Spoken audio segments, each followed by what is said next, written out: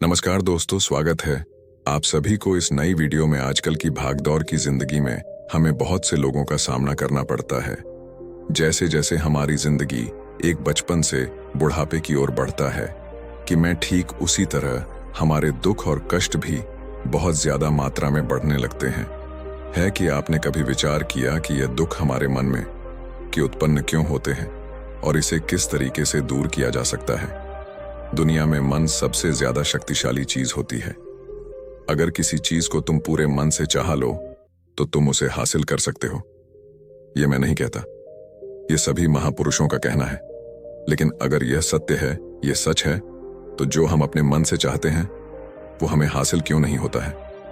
भाई, कोई भी इंसान अपने मन में दुख तो नहीं चाहेगा, लेकिन वो रहता तो दुखी है। हर इंसान अपने मन से तो कामयाब होना चाहता है, खूब पैसा कामना चाहता है, लेकिन फिर भी वो कामयाब नहीं होता। भले ऐसा दुनिया में कौन इंसान होगा जो अपने मन में यह चाहेगा कि मैं ना कामयाब रहूं या मैं पैसा ना कमाऊं। सोचने की बात है तो इसमें दो चीज निकल के सामने आती हैं। या तो वो महापुरुष गलत है जिन्होंने ये बात बोली कि मन से हासिल हो जाती है, या फिर हम गलत हैं।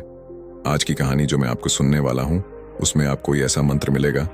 उसे समझने के बाद आपको एक ऐसा मंत्र पता चलेगा जिससे आप यह समझ पाएंगे कि अपने मन से कोई भी चीज कैसे करवाई जाती है, मन में किसी भी बात का बीज कैसे बोया जाता है।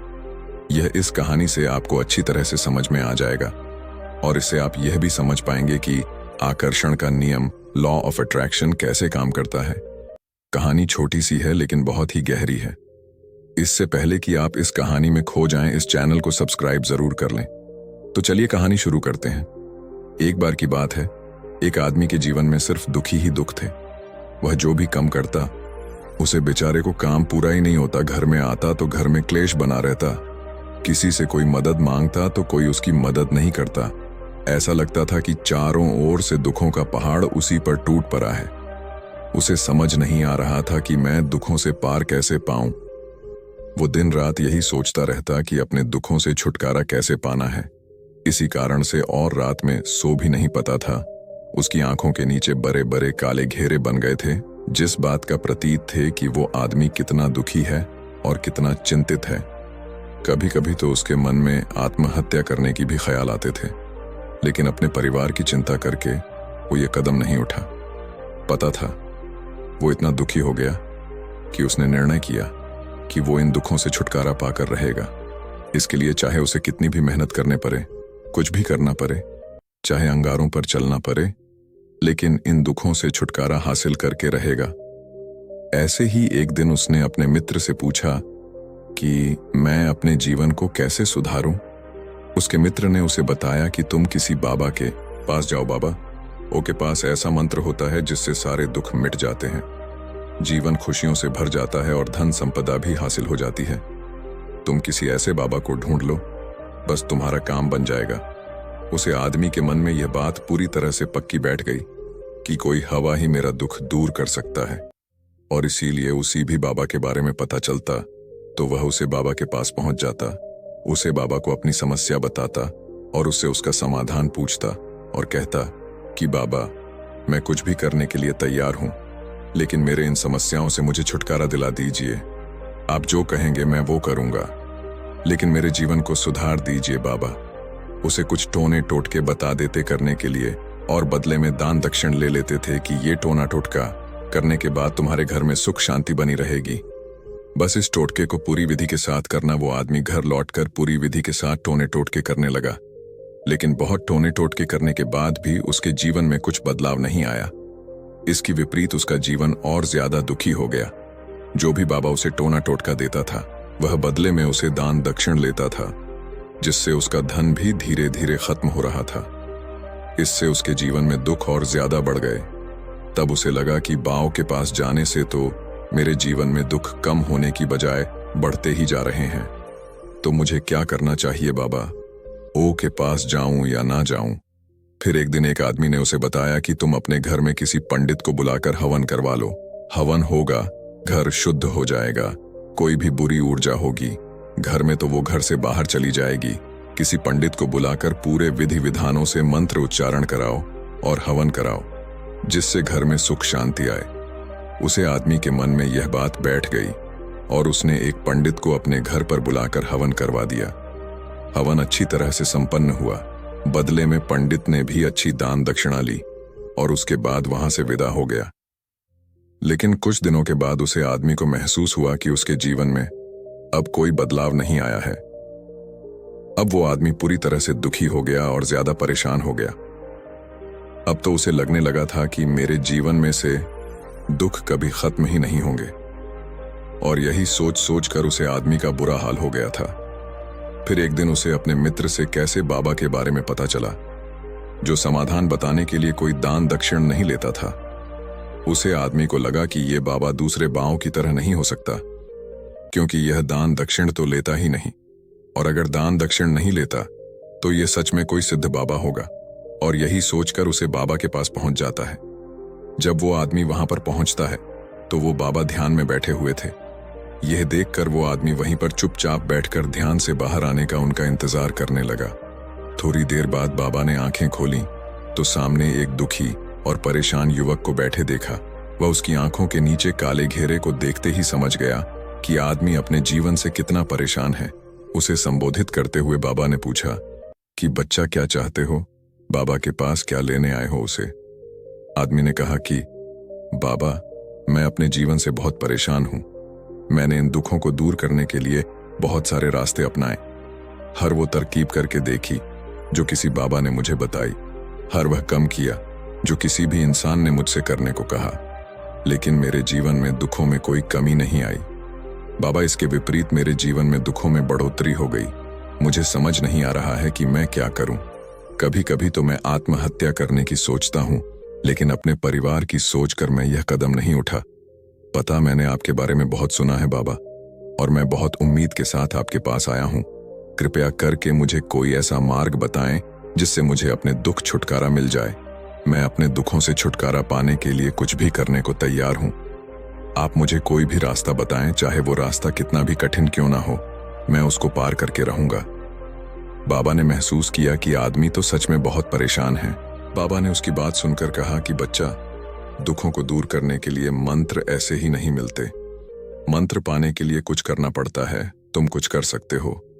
यह सुनकर पहले तो उसे आदमी ने सोचा कि यह बाबा भी मुझसे ध्यान दक्षिण ही मांगेंगे, लेकिन और कोई रास्ता ना पाकर उसे आदमी ने कहा कि बाबा, आपको जितनी भी दान दक्षिण चाहिए मैं देने के लिए तैयार हूं, लेकिन आपका मंत्र सच्चा होना चाहिए, वह पूरा होना चाहिए, उसका फल मुझे मिलना चाहिए। उसके बाद मैं आपको जो भी दान दक्षिण लेना चाहते हो वह दे दूंगा। बाबा ने कहा कि दान दक्षिण तो बहुत छोटी सी चीज है, मुझे वह नहीं चाहिए। इस पर वो आदमी सोच विचार करके बोला, तो बाबा, मैं अंगारों पर भी चलने के लिए तैयार हूं, आप मुझे बस आज्ञा दीजिए। बाबा ने कहा कि अंगारों पर चलने वाली छोटी चीज मैं तुमसे नहीं करने वाला। मैं जो तुमसे कराने वाला हूं वो बहुत कठिन मंत्र है, उसे पूरा कर पाओगे। वो आदमी ने कहा कि बाबा, आप मुझे बताइए तो सही, मुझे करना क्या होगा? मैं कुछ भी करने को तैयार हूं। इस पर बाबा ने उसे कहा कि यहां से जब तुम अपने घर जाओ तो रास्ते में अपने मन में यह दोहराते जाना कि मैं सुखी हूं, मैं सुखी हूं, मैं सुखी हूं। बार बार अपने मैन में यही दोहराना, और याद रहे, जुबान पर यह नहीं आना चाहिए, यह सिर्फ मैन में दोहराना है। यह सुनकर वह आदमी बोला, बस यही बात है, मैं कर लूंगा। लेकिन इससे होगा क्या? बाबा बोले, इस मंत्र को करके देखो। वैसे भी तुमने इतने बाबा ओ के मंत्र किए हैं, तो इस मंत्र को भी करके देख लो। उसे आदमी ने सोचा कि बाबा कुछ दान दक्षिण तो ले नहीं रहे, और छोटा सा मंत्र है, इसे तो मैं कर ही लूंगा। वो बोला, ठीक है बाबा, मैं यह मंत्र जरूर करूंगा। वो आदमी ये कहकर वहां से उठकर चलने लगा, लेकिन जैसे ही वो चलने लगा, पीछे से बाबा ने बोला कि बच्चा, एक बात याद रखना, जब तुम यह मंत्र अपने मैन में दोहराओ तो तुम्हारे मन में बंदर के विचार नहीं आने चाहिए, बंदर का ख्याल भी नहीं आना चाहिए, तो ही यह मंत्र सिद्ध होगा। वो आदमी बोला, मुझे तो आज तक बंदर का कोई विचार नहीं आया, तो अब क्यों आएगा? आप चिंता मत करिए बाबा, मैं बस मैन में यही दोहराऊंगा कि मैं सुखी हूं, मैं सुखी हूं। इसके अलावा बंदर का कोई विचार मेरे मन में नहीं आएगा। यह कहकर वह आदमी वहां से चल दिया। वो अपने मैन में मैं सुखी हूं, मैं सुखी हूं, यह दोहराता हुआ थोड़ी दूर ही चला था कि उसके मन में अचानक बंदर का ख्याल आ गया। बंदर का ख्याल एक बार आया और चला भी गया, लेकिन उसे आदमी ने सोचा कि आज तक तो मुझे बंदर का कोई विचार नहीं आया, ये आज बंदर का विचार क्यों आ गया। और ऐसे करके उसने उसे बंदर के विचार को पकड़ लिया। वो ये भूल गया कि मुझे क्या मंत्र दोहराना है, और वो बंदर के बारे में सोचने लगा।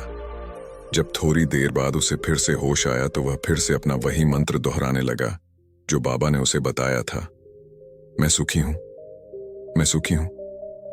लेकिन अचानक से सामने एक बंदर दिखाई दिया, और यह देखकर उसके मन में फिर से बंदर का विचार उठ गया, और वह अपने अंदर से विचार को बाहर फेंकना चाहता था।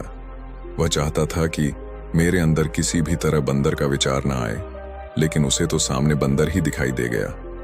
ऐसे ही जद्दोजहद करते करते वह घर पर पहुंचा, और घर पर पहुंचने के बाद अपनी पत्नी को कहा कि ही बंदरिया, मुझे खाने में बंदर परोस दो।